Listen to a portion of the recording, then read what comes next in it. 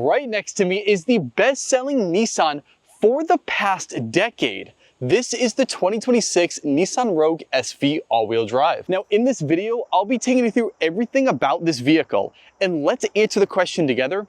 Is it worth it, and should you go and spend your hard-earned money on this vehicle or not? Now, what is the price range of the 26 Nissan Rogue? Well, they start at $29,000 for the base S model and go all the way up to $39,000 for the Platinum model. What I have right here is the SV, so the second lowest trim, and this is all-wheel drive. Now, you can get this in front-wheel drive if you want to save an extra grand. So you have the option for front-wheel drive, save a little bit of money, or all-wheel drive and spend a little bit more. And after some options and dealer and destination fee, this vehicle comes out to be a total price of $33,845. Thank you to Executive Jeep Nissan of North Haven, Connecticut for allowing me to use this vehicle for the day. Their information will be linked down in the description below. Let's dive right into it and start off with the front. And I want to talk about the design elements of the Nissan Rogue at the start of this, because it's been the same design for a few years now. They really haven't changed quite a lot. And I think a lot of people will be like, okay, I want change, but it just works. It's just there and it looks nice. It doesn't look absolutely futuristic and offensive. It's just an SUV that looks like an SUV. Now you have LED headlights, LED daytime running lights, but not LED turn signals in this vehicle. So your LED headlights are this piece here. Your LED daytime running lights are this up top kind of like eyebrow look. That's what it's giving me. But then your turn signals are halogen. So it is kind of a, mix match. I wish that was LED as well, but it is what it is. Now you have the Nissan logo right front and center. You have so much airflow for that engine. I can stick my hand in basically all these parts here. So it gives so much airflow there and even airflow down here, with this plastic piece being your adaptive cruise control electronics. Most people just think that's a normal plastic piece, but you don't want to get that damaged because that will ruin the adaptive cruise control. And I almost forgot to talk about it, but this vehicle has side air pockets on each side here to improve the aerodynamics. And it's probably the biggest in any vehicle. I can stick my whole entire hand in this side and it takes airflow through the back here. Look at that, my hand gets lost. That's bigger than a lot of sports cars. Under the hood, the Nissan Rogue has a 1.5 liter, 3-cylinder turbocharged engine. And you're probably thinking, okay, that's what, 150 horsepower? Not even, that's lawnmower numbers. This vehicle produces 201 horsepower and 225 foot-pounds of torque, coming from a 3-cylinder turbo. I know some 4-cylinder turbos that are not even that powerful. And this has one less cylinder than those vehicles, which is absolutely mind-blowing. Now this vehicle is going through a CVT transmission and all that power is going to all 4 wheels because this is all-wheel drive. But if you want to spend a little bit less money, you can get front-wheel drive. And this vehicle gets an average of 31 miles to the gallon, which again is very impressive for this vehicle. On the top of the Rogue, there is no roof rail and or sunroof on the SV model. Now you do have blind spot monitoring built into the mirrors here, but no turn signals on the side like other vehicles. These are 18-inch alloy rims with all-season weather tires. You got black plastic cladding up top, goes all the way down here as well. It is plastic down there, but I do like the different two-tone. Makes it stand out. Then with your keys in your pocket, hit this button, vehicle locks, and it unlocks. And that is also on the passenger side door over there, but it is not on the rear doors. The key fob of this vehicle is plastic on the back. You have the Nissan logo right in the front, and this silver trim on the side makes it look pretty decent. But the features is what makes this key fob up. It's because you have lock, unlock, typical type of stuff. Hold this on the back and that will open up the trunk automatically. This does have an automatic trunk.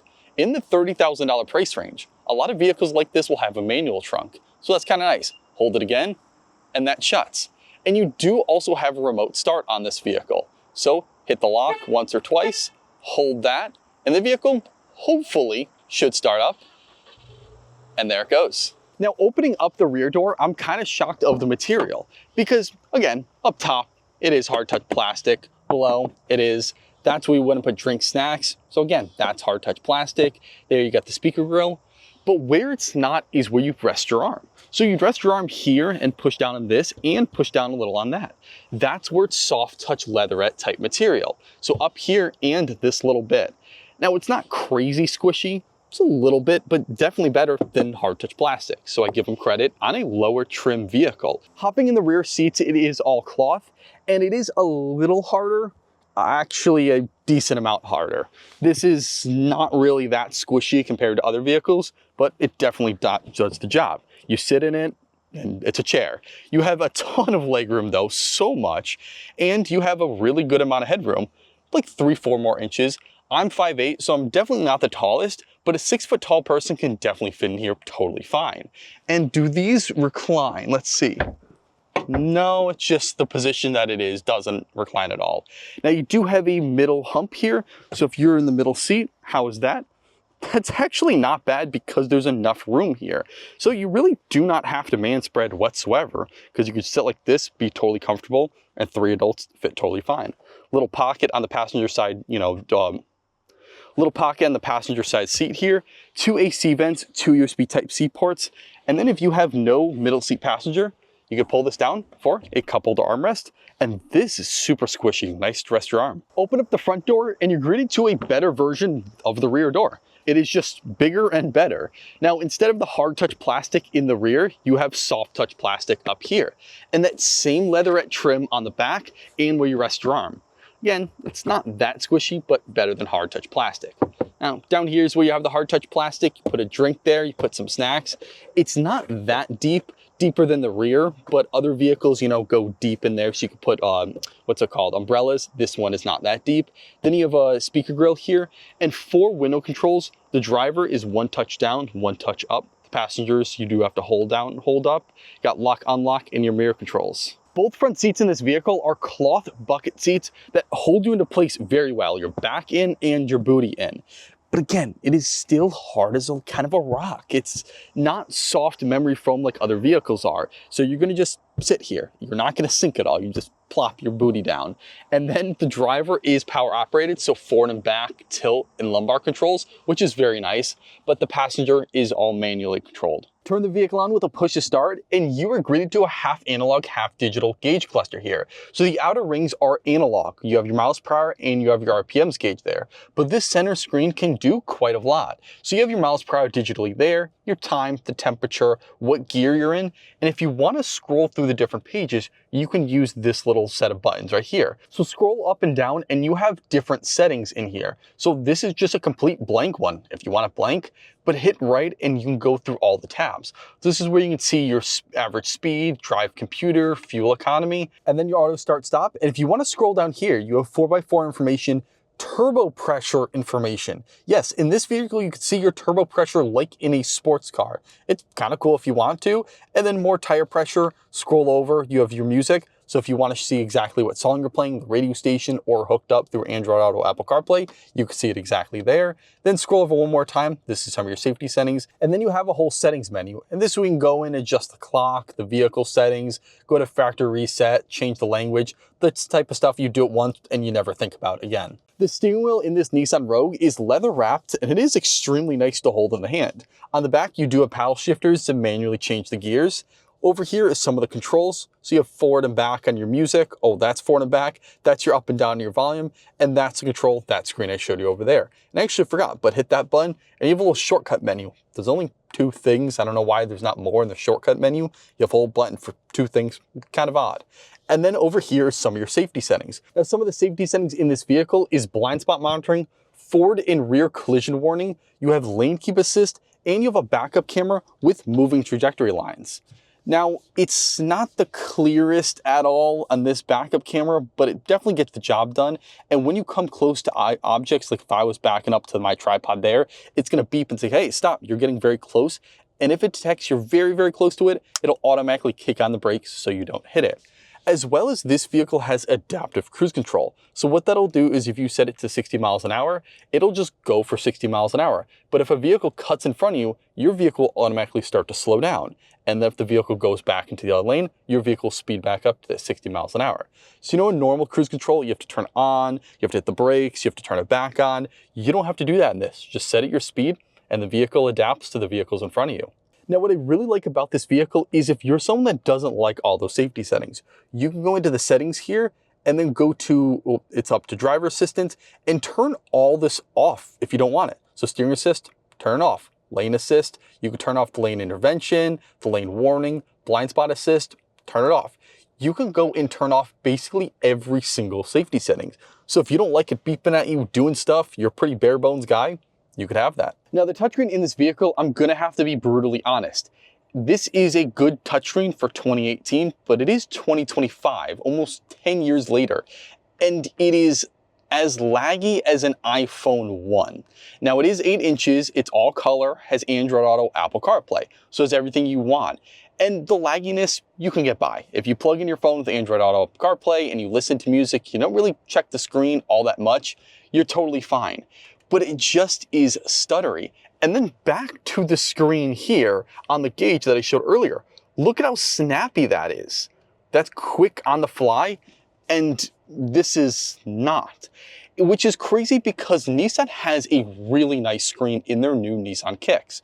So the new 25 Nissan Kicks is this big screen, and you get that in a $25,000, $26,000 Nissan Kicks. But a $31,000 vehicle, you get the older screen. It just doesn't feel right what Nissan did, but the screen does what you want it to do. And I do have to give them credit, is there is a lot of physical buttons here. So for volume, you can change the music there, and then all your physical buttons down here. So go straight to audio, go to menu, go to your phone, camera, just hit all those types of things, and it simply does that. It's not like you have to scroll through the whole menu. It's just very simple. If you like that, this is what you want. Now this does have Bluetooth, Sirius XM radio, AM, FM, and you can also customize the home screen, which I do like, I gotta say that. So you can drag around widgets, make it customized to your liking. And you do have all physical buttons. That is a huge plus. I will be honest, there is a lot of other vehicles, when they do their big, nice screens, they take away the physical buttons. So if you want that, this might be the screen for you, because hit that, go to home, you're gonna go to phone, audio, left and right of the music, and then scroll wheel. It's simple, easy to use, and same on the line with the physical buttons. You do have physical AC controls, and it is dual zone climate controls. So the driver can set their own climate and the passenger can. So one can have it as Sahara Desert and one can have it in the Arctic. And it's pretty simple. Nice and clicky here, and it shows the exact temperature. That's the fan speed, up, down, simple. Now you have 2 USB Type-C ports down there, a 12-volt outlet to charge your phone, your start-stop button. Now this is not a wireless charging pad. On the higher trims it is, but this is just a spot to rest your phone. You have 2 cup holders right there. Your gear lever here, which is not a gear lever mechanically, it's electronic. Down here you have your parking brake, your auto hold, and this dial right here is to change your drive mode. So you have off-road, snow, auto, eco, and race mode or sport mode. And then once you go and adjust this dial, it will show up on the screen as well. So you can know exactly what you're doing. And the whole time I've been resting my arm on this armrest here, it is a dual action barn door armrest. You open it up and you have pretty deep storage. You could fit in a camera bag, my phone, a bunch of different stuff, but there is no USB port in here. So the only USB ports you have is over there in the rear, which is not bad at all. The rear of the Rogue is pretty ordinary, just like the front. Again, it's just a vehicle. They don't do anything crazy with jagged, futuristic, all this stuff. It's just here. Now you have LED taillights in the back, but you do have halogen turn signals. So it's the same exact setup like the front, where it's the LED and then halogen, which it's not bad, because with the turn signals, all someone needs to see is just the blinking light, and then it's good. You have the Nissan logo right front and center, Rogue right below that, so it says Nissan Rogue. I kind of like that a lot. Then you have all-wheel drive badge on that side and no SV badge over here. So no one's gonna know it's the SV trim. People just know, hey, it's a Nissan Rogue, so they might think it's the top of the line trim. And down here you have parking sensors. So what those will do is once you back up to you guys on the tripod, a cat, a human, it's gonna beep, say, hey, stop, no, don't hit it, because it doesn't want you to run into anything or even hurt itself. The trunk of the Rogue SV is power operated. With the button down here, just hit that and it automatically opens up. Now the S base model does not have that. So everything on the SV Plus has a power operated trunk. You have a little extra storage on this side, little extra storage over here, and a good amount of storage overall. Enough that it could actually fit 2 5.8 mats in the back here. So if you want, just fit right here. Sorry for the sun glare. And fit another one right here. So there is so much room to fit cabinets, other grocery bags, whatever you want to fit. And if you want even more space, just pull that seat down with a simple lever and it flies forward. So watch out if there's somebody sitting in that chair, because if you hit that lever and they're sitting there, they're gonna squish like a pancake. And then up top here, you do have a wiper blade, a heated windshield in the back, and a brake light as well as a spoiler. And I have to say, the most annoying thing I've ever seen a vehicle do is this like piece right here. You lift this up and you got a spare tire down below here, but I'm trying to lift it up. It doesn't work. You have to lift it slightly up and then pull it out. And now you have access to your spare tire. When you're in an emergency, I would like you just rip it up and throw it out real quick so you can get to the spare tire. You kind of have to finagle it, and even putting it back in, with one hand it's kind of hard, but even putting it back in, you have to finagle it. This piece should be a lot easier, but it is what it is. Taking out the 2026 Nissan Rogue SV out on the road, how does this vehicle feel? Well, it feels exactly like you would expect with the design language. It's just there. I mean, to be honest, it's just there. It's just a chill car. Now, suspension-wise, this thing is bubbly. You guys are gonna go flying there. It is very bubbly. So when you turn, you feel the body roll. This is probably one of the more intense body roll vehicles that I have really ever driven. And I've reviewed over 100 vehicles. So this is pretty up there. Now, potholes, it's very nice. You hit them, you glide over. Since it has that softer suspension, it just takes the potholes really well. Now, how does this 3-cylinder turbocharged engine feel? Not bad. Goes 0 to 60 in 8.4 seconds. So again, this is nothing crazy fast whatsoever, but it definitely gets you up to highway speeds, up to 60 miles an hour. Totally fine. You're not going to be worried with that. And ride height in this vehicle, you really do feel big. You feel tall up. You could also raise this seat higher if you want it to be higher as well, but you don't feel like a monster on the road. It's the perfect height where it's like, okay, you're taller than a lot of other vehicles, but not as tall as a lifted pickup truck. So it's pretty nice and chill. If you like some higher vehicles, this is definitely gonna be the one for you. Now, overall, what are my thoughts on this vehicle? I'll say this, it's a perfect, well-rounded vehicle. Like, you know, when you're playing like Mario Kart or Smash Bros and you pick a character that's good in kind of a little bit of everything, but not really good in one category. That's what the Nissan Rogue is. You know, Nissan didn't be like, okay, we're gonna go all in tech. We're gonna go all in comfort. We're gonna go all in luxury. They said, we're gonna pick every little bit of each category and try to piece it together and make a car. And that's what the Nissan Rogue is. So it's really not gonna shock you in any ways. It's not gonna shock you with the tech, not gonna shock you with the comfortability, but it gives you better than nothing type thing, you know, where other vehicles will give you all of one thing and skimp out on the other. So if you think of it as a nice, well-rounded vehicle for that $30,000 price tag, which is not that bad for something like this, I think Nissan did a very good job. So if you're looking for just a vehicle, an SUV to take your kids, to go from point A to point B, don't really care about the exuberant tech, this might be the vehicle for you. But the real question is, what do you think about this vehicle? Do you like it or do you absolutely hate it? And do you think it's worth the $31,000 or not? Be honest, let me know in the comments below. And please remember to like, comment, subscribe, hit the notification bell to keep updated with more content. And a huge thank you to Executive Jeep Nissan of North Haven, Connecticut for allowing me to use this vehicle for the day. Their information will be linked down in the description below.